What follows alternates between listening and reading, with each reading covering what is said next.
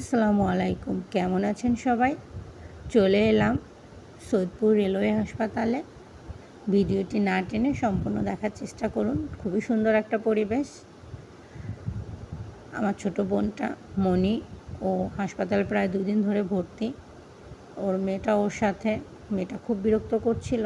তো ভাবলাম মেয়েটাকে নিয়ে বাইরে চলে আসি, বাচ্চাদের সাথে খেলাধুলা করুক, পরে আমি আমার বাসায় নিয়ে যাব।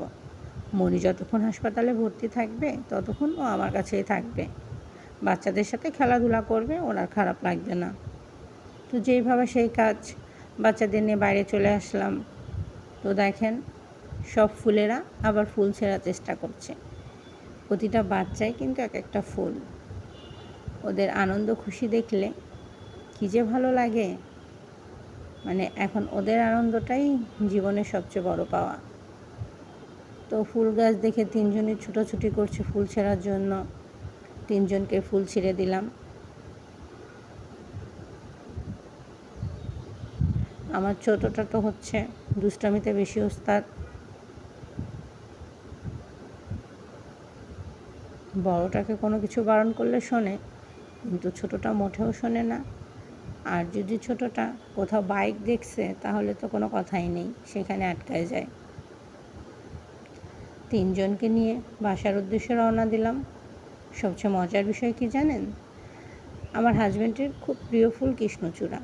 তো হাসপাতালে কিছু কৃষ্ণচূড়া ফুল পড়ে থাকতে দেখে বড় ছেলেকে বললাম, বাবা এটা তোমার বাবাকে দিবা, তোমার বাবার কৃষ্ণচূড়া ফুলটা খুবই পছন্দ।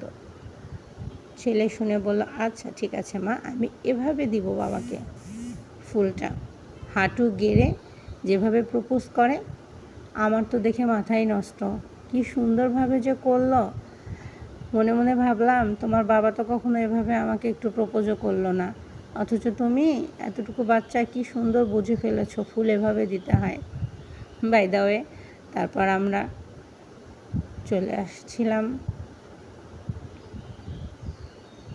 বাসার উদ্দেশ্যে, রওনা দিচ্ছি, কিন্তু কেউই বাসায় যাবে না। 3 জন 3 দিকে হাঁটা দিচ্ছে।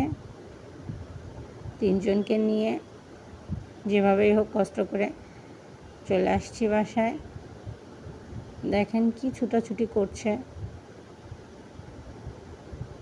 মানে বাঁধা গরু ছাড়া পেলে যা হয় আর কি।